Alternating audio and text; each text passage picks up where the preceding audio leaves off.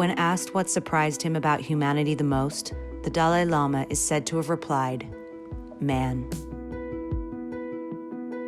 Because he sacrifices his health to make money, then he sacrifices his money to recuperate his health. And then he is so anxious about the future that he does not enjoy the present. The result being that he does not live in the present or the future. He lives as if he is never going to die, and dies having never really lived.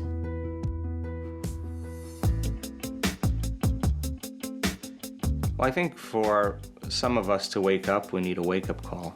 When I was 26, I got a huge wake-up call. It was stage 3 colon cancer. I was in a triathlon, and I was on the biking portion of the race. When I landed, I broke 6 vertebrae in my spine. I was working in the corporate world at the time in a very high-stress, 6-figure job. I was on 8 prescription drugs. Many struggles on the court, respiratory problems, inability to cope with the heat, endurance issues. But I was feeling that I'm losing that kind of fuel in my tank. So then I had to, sit down, rethink what is going on.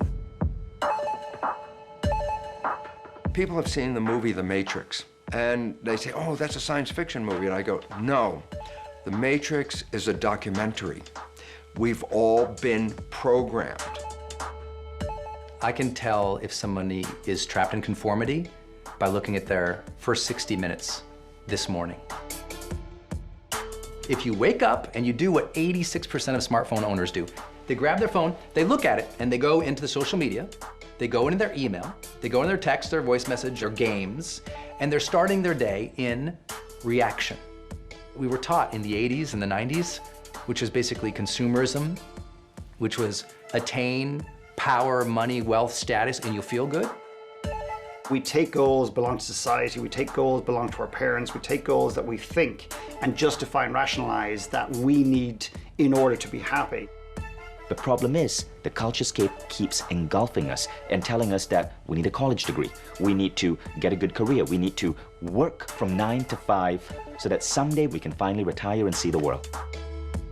The culturescape was designed to keep us safe, but it was never designed to keep us happy. Today's world is 24/7, 365 stress. Our biology was never designed to be in perpetual stress. And if that isn't corrected over time, what can happen is it starts autoimmune disease. It's a scientific fact that the long-term effects of the hormones of stress downregulate genes to create disease. And that stress hormone is constantly in the modern man, and we are working ourselves even to burnout.